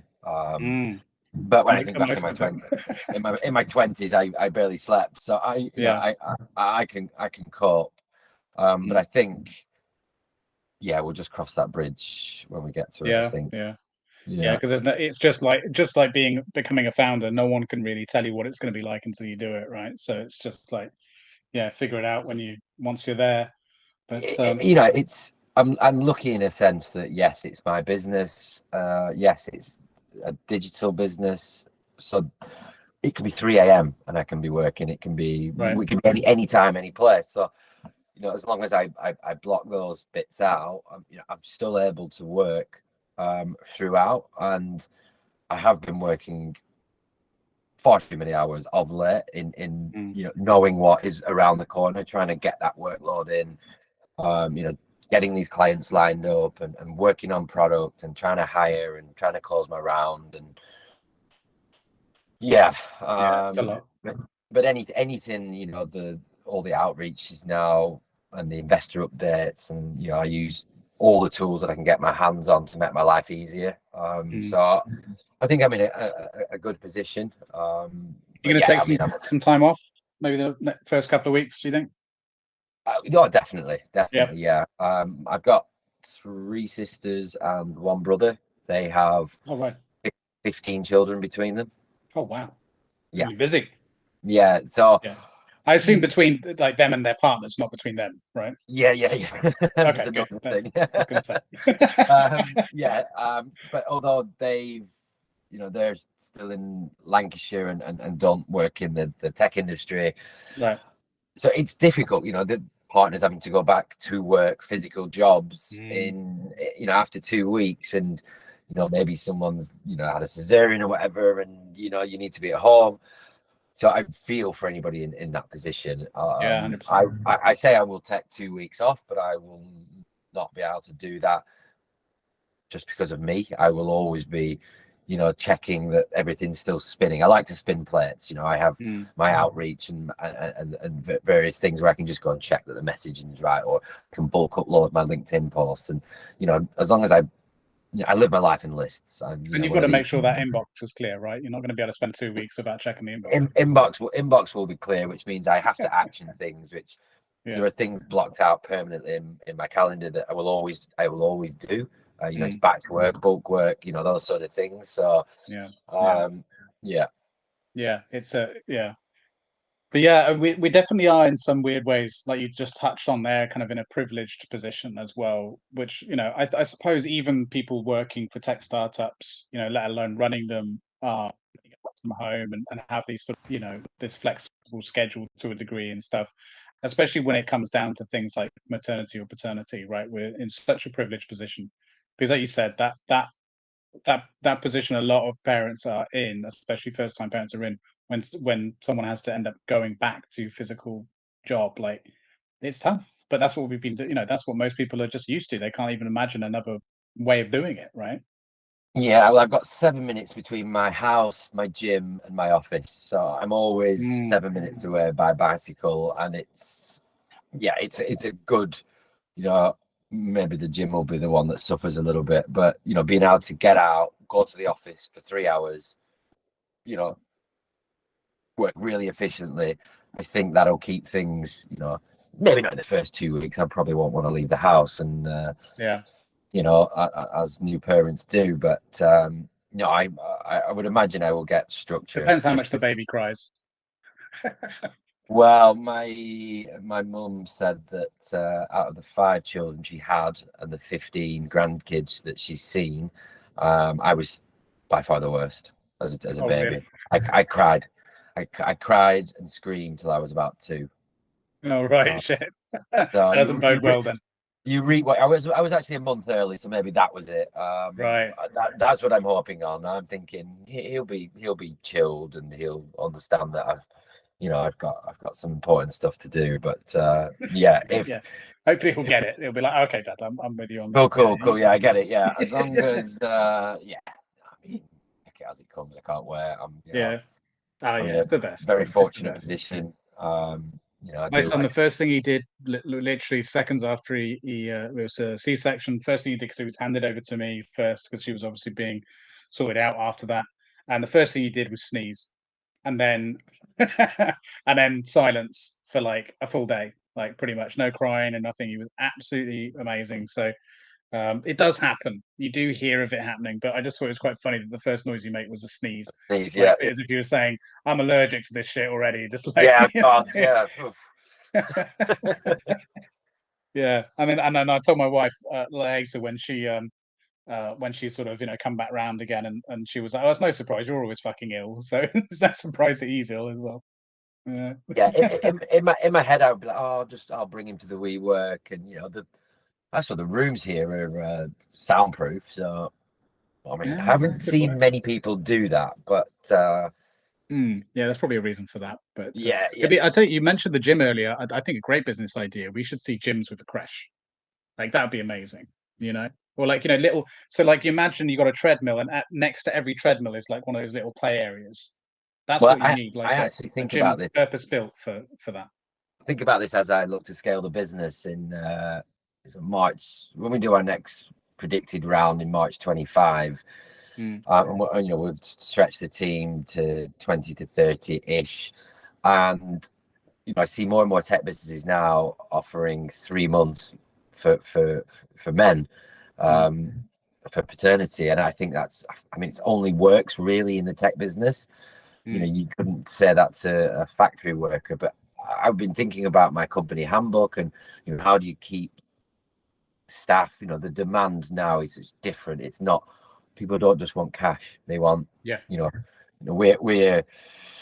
we're thinking about what do we give them, and I always thought, well, maybe we'll have a full-time nanny in the creche in the WeWork, so we get a little office or whatever office we get. But imagine that as a perk. You can bring your kid to work, and I know the government do it. I've got a friend who works in government, and they can drop the kid off at 7 and pick them up at 7 p.m. and they're in the same building as them all day, so they get lunchtime with them. I thought, well, what a perk that would be. And we're looking at the sort of a 5-day week, but over 4 days. My opinion is nobody likes working Monday morning, and no one really works Friday afternoon. So we're trying to put some structure in place. Tuesday, Wednesday, Thursdays is when the magic happens. Right. They're the hard days. Monday, we're looking at potentially Monday morning. We don't want anybody logging on till after they've had the lunch. So do your washing, enjoy your Sunday hangover, whatever that may be, and then Monday's prepping for the meetings that you've already booked, and then Friday morning you do the same till lunchtime, and it gives people, you're still engaged over 5 days, but it just means you can go away for a long weekend. And we're trying to think about creating a culture over culture's got to come first. We can't be having churn. We want people to stick with us and be part of the journey. It's very, very important to me. The food industry I'm from, it doesn't have that. It's very, very old school. You get the classic 20 days, and then they go, oh, plus your bank holidays. And you think, well, you're legally obliged to give me those anyway. So, and I became a mental health first aider in the workplace when I left that last job. I had some free courses available, so I went and did that, and it really brought attention to my eyes that you've got to look after people. You've got to. That's why one of my values is people and the planet first. You look after the people, they'll look after your business. So we're early, but we're going to trial a few things and see what lands. I just kind of think, well, how would I like to be treated? Yeah, and it's not just about retention, is it? It's about attraction. It's about you want to be seen as the place to work and to attract the top talent too. And I think this is something a lot of people forget about. Like it's even something that people forget about in terms of like you can build a great culture, but then you should be shouting about it. I feel like, I want to see more content on LinkedIn that's more like behind the scenes stuff of businesses and startups, not advertising to other businesses and startups. Like that's your marketing strategy. Use that on X and on Facebook and stuff like that. I want to see the behind the scenes stuff. Why do people love working with you? Why is it fun? That would attract business just as well. But also more importantly, as a bit of PR, why not? Like if you're I going to think put all as these great well. things in place, I think people need to shout about it. Yeah, we did a little bit of this on the accelerator recently, and understanding, the best talent can come through the door, but if they don't fit, the team and the people, Right. like the types of people that you have and the leaders and how you structure all that, we're very lucky. We're a team of two. But the reason when me and Andrew, when we first met, it was the first time I've ever met anybody on a dating website. That's how long I've been with my partner. I found him on a tech website, and I had an idea about his background, 3 startups, but that's not what was important to me. It was, why do you get up? What makes you tick? Yeah. And when we've discussed this a lot, and trying to understand what does that person look like that we bring on, right? And how will they look, and how will they fit, and how will they want to feel? You get that right, especially in an early stage business. If you've got 1 in 4 churning because they're jumping for an extra 20k, we want to pay well, but we also want you to feel, what is more important. And as the younger generation are coming through, they want to work less. We're going to see 4-day weeks, 3-day weeks. We're going to see AI removing jobs. And I think people now, they value time. They want the time. They want to be able to enjoy they want to be able to work from home, or techies, coders. They want to be able to work from home 24/7, which is a whole other battlefield in itself. But I think it's about understanding the demographic of the people you're trying to employ and the values. And once you've got those things in place, I'll probably come back in 24 months and be running a shit show and be like, God, what's going on here? I've got it all wrong, but I've got a plan, and I've thought about it, and we've got it all mapped out of how it would look.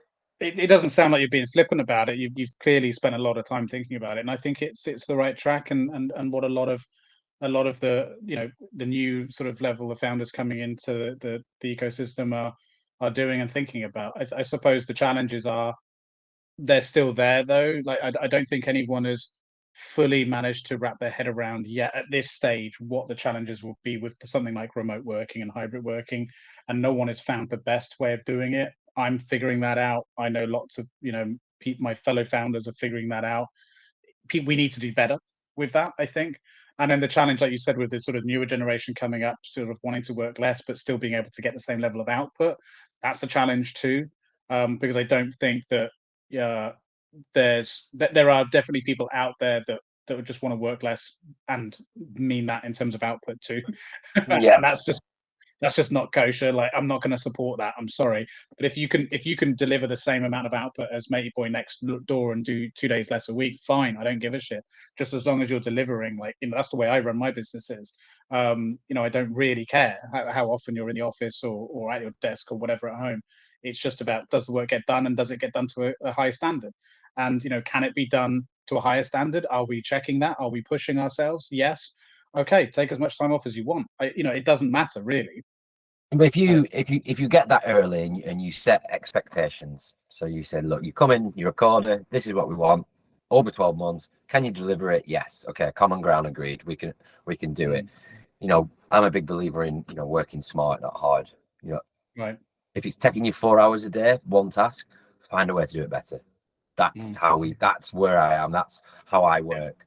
It needs to be incrementally getting quicker and better. If you can do it in 1 minute, and you can guarantee what you've achieved, you can do it in 1 minute per day, then fine, I'll pay you the same. You do 1 minute a day. If that's entirely up to you, it's we would never want people that take a long time and spend hours and hours, and they love it, but surely people should love their own time.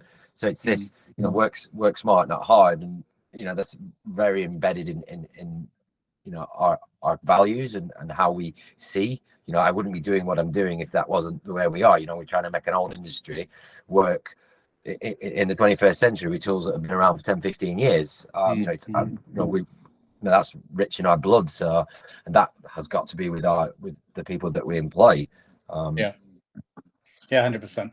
And I think you touched on this, but I agree with you as well in relation to culture, in the sense that I often refer to it as ensuring you have a shared set of values, especially for the people that you work with very closely. I think, the same rules apply to who you consider to be friends, and especially in the early stages of startups. So you're very close to each other, a co-founder especially, but, even the rest of the founding team. You're going to be spending a lot of time together, a lot of time, by each other's side, and you've got to have those shared values culturally and in terms of personality traits and so on to a degree. I'm not a big fan of the way that the diversity concept is being executed en masse. But what I do agree in terms of the diversity side of things is diversity of thought. I think that's incredibly important. But you still need to have that shared.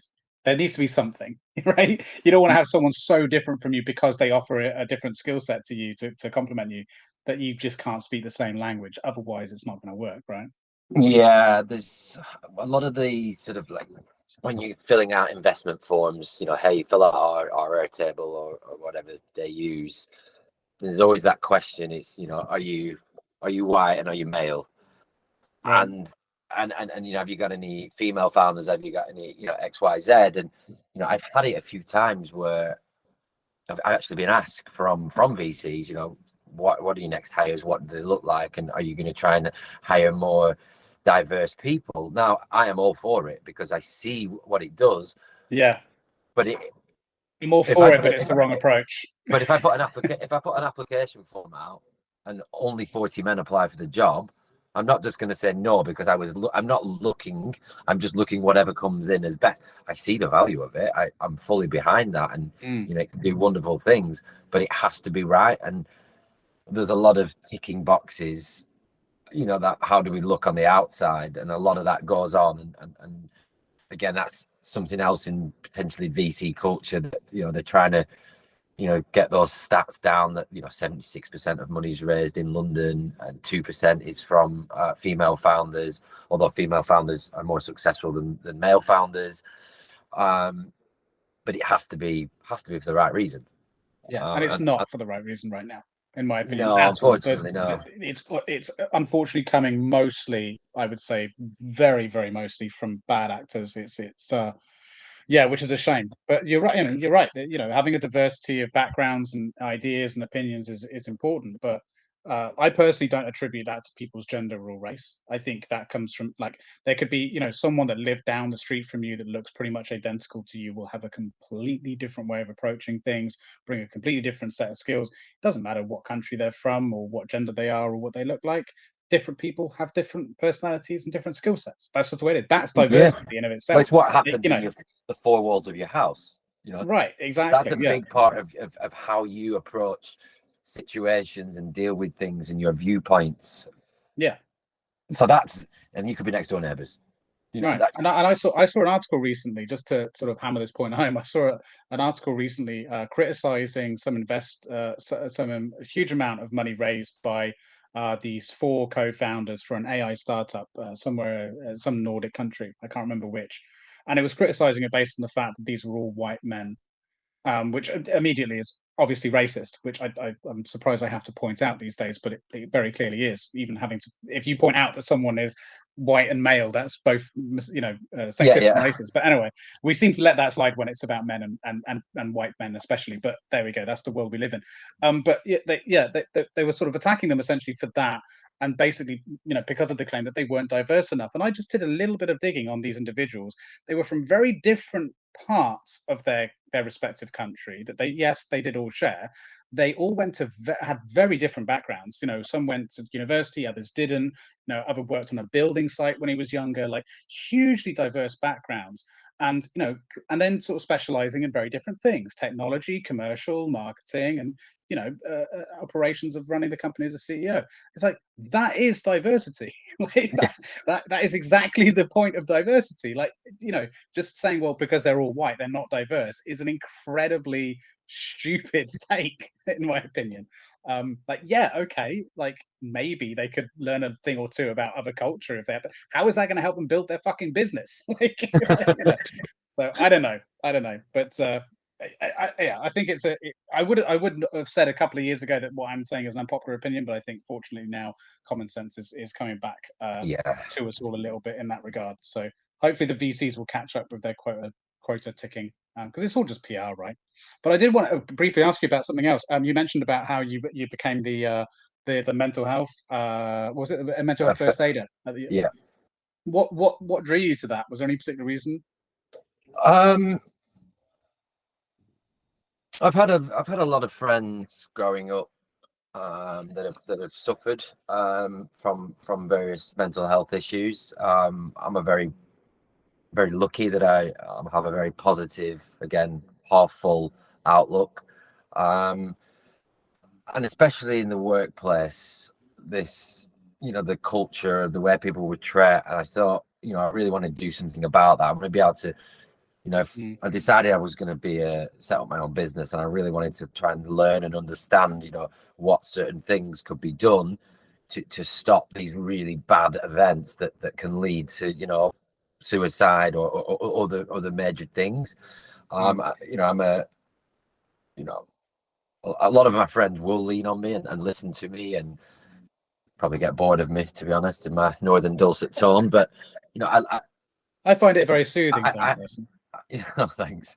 I just have a passion for other people's well-being, and I thought, again, the northern in me, it was free because at the time I was technically employed, so it was great and I could do it. But I learned a lot about it, and if I can see things that it's simple things, isn't it? It's somebody that's really loud and outgoing, and somebody that's really in their own shell.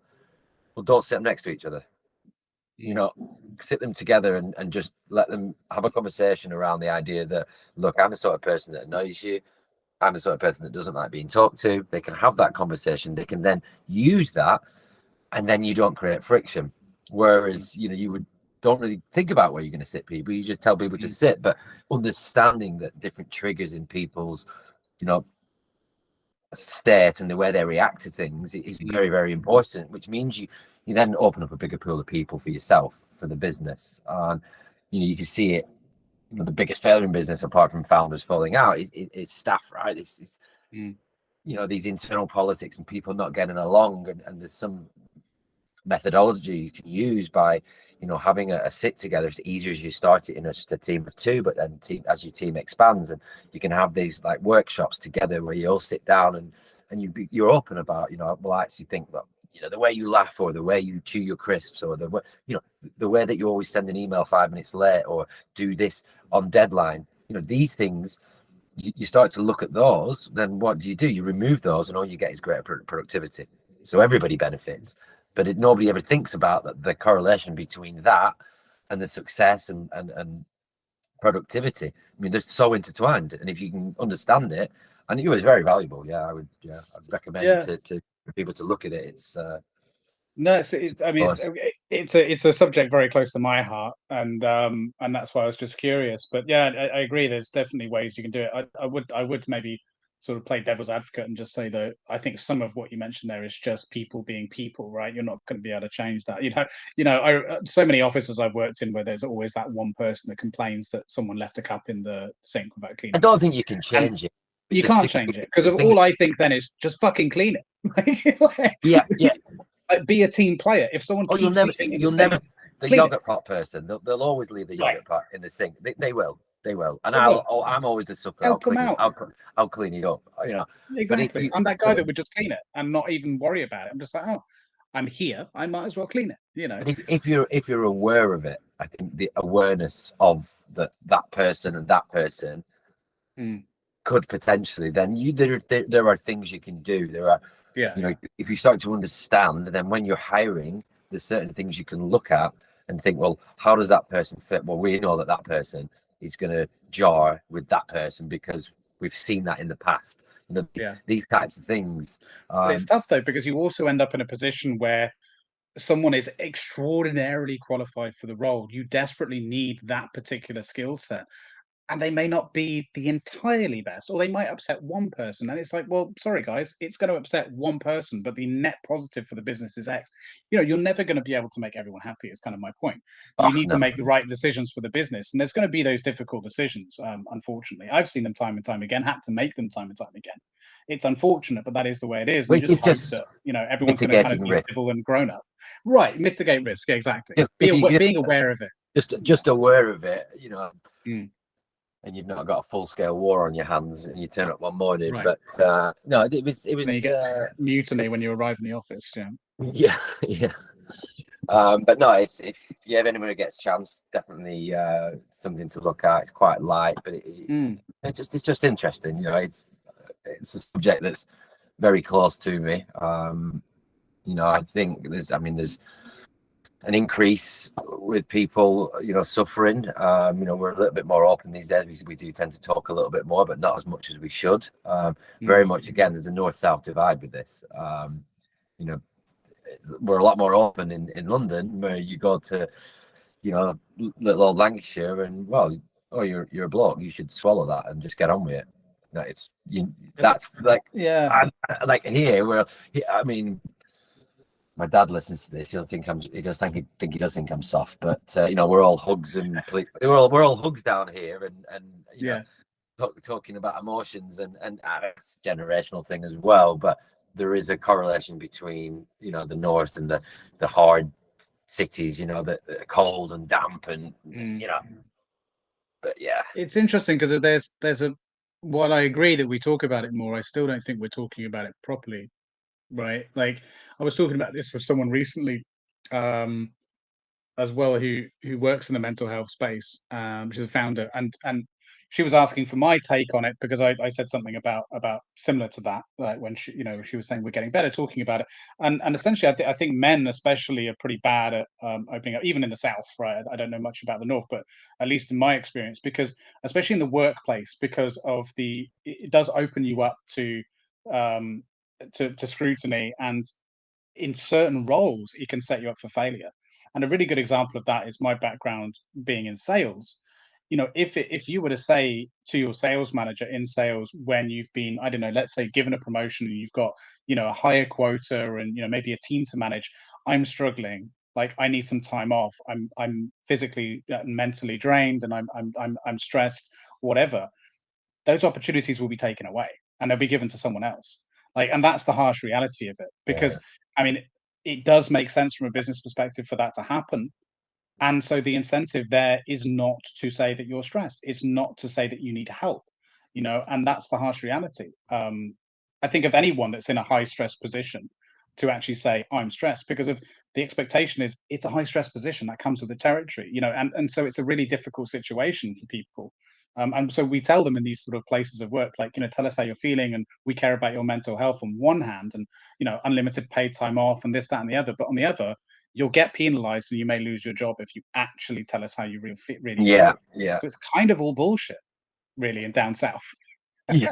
Sorry to burst your bubble. Probably got it better up north. At least everyone knows where they stand, right? They tell it how it is. I know that, but I don't know. Maybe it's a bit of a pessimistic way of looking at it, but I think for certain businesses, certain jobs, industries, that's certainly the case. At least I've come across. Yeah. I mean, sales culture especially is that, you know, that omega, bang on your chest, you know, sell, and you know, well, to a degree, it can be, yeah. Well, in older, it's more about just, can I trust this person to do the job, right? And if you feel like they're in some way compromised, even if it might even come out of a place of compassion, to say, like, okay, then we'll take away some responsibility, but that means you may also be taking away opportunity. And that's the sort of double-edged sword of that. You know, you need to relieve some pressure from this person because they need it for their mental health, but actually that's not what they need. What they, you know, in their personal lives or financial lives, that's actually not helpful. So it's a very difficult, you know, balancing act to have, good intention or bad, you know? Yes, that's why I go all out trying to think less people, Right. technology to there are tools now where you can get CROs. There's people building those. There's people building a tool to replace pretty much everything. I mean, you saw, I don't know if you read NFX, there was a 3-person unicorn, just wow. They come in and spin a few plates, and yeah, it's people that cause headaches because people's lives change. People are unpredictable. People gonna people. That's my saying. People are gonna people. Yeah. So as much as I can, especially in these early stages, as much as I can alleviate that with process and technology, then that's I heard. I can't remember who it was. There was a founder online I saw recently giving us some sort of speech in a university, and he was talking about burnout, and he said how the myth around burnout is that when as a founder if you get to that point, or you feel you're getting to that point, you go, okay, take a break, go on holiday. And he said the actual truth is you don't do that, because you can't do that. You end up just going through it, and you keep going through it, and you keep pushing it back and pushing it back and pushing it back, and there isn't really any sort of upshot from that. You are just burnt out all the time, and that's it. Like, nothing really happens. Like, you're just always burnt out. And I was like, that's kind of sad, but kind of true. Someone actually said to me the other day, he said the biggest advice I could give you, he said, as soon as you can afford a COO, get one in, bring them in, because all that stuff you're doing, really CEOs, what they like to be in charge of people and a little bit of selling, but getting somebody in who can do all that grunt work, and those types of people, they love doing that. They love churning through work, because that's them. That's their persona. And generally, founders are not that person that loves, unless your co-founder is one of those. But we generally don't like it. So why would you continue to do it? But all of a sudden, you've got to fork out, 6 figures to get this right person, which obviously doesn't fit in a young business. Yeah, exactly. Yeah, it's tough, man. No one's got all the answers, that's for sure. That's what I'm learning more and more, speaking to people in this show. None of us have the answers, but we're figuring it out, all of us. We're trying, aren't we? We're talking about it, and I think that's quite relieving, I think, for a lot of us too, to realize that we're all just figuring, because there is this feeling, especially for younger entrepreneurs, feeling like looking up, like I said, at the Elon Musks of the world, all of these big names, and just thinking, oh, they've got their shit together. And it's like, no, no. What is it? The average age of a successful, which is a funny word, isn't it? The successful entrepreneur or a successful founder. Right. I think the average age is 46, 45 or 46 is when they've generally become. When they've exited. Yeah, it's on IPO or something like that. It's that sort of number. So, God, how lucky again, going back to these youngsters, these 24-year-olds starting businesses. Oh, God, they're going to be super skilled. I'll be backing them on the next business. I'd back them on this one, to be honest. It's a good one. So, but it's it's not defining that horrible world failure. It's understanding it's just a process, and it's wrong, and sometimes it'll be right. And if you can just be thick-skinned and deal with it, that's the key, isn't it? I mean, it's having thick skin. It's resilience. I think that's so important, because if you've got that, you can pretty much do anything, right? You can charge through anything and come out the end of it, brush yourself down, see what you learn, and move on to the next stage, right? That's the key.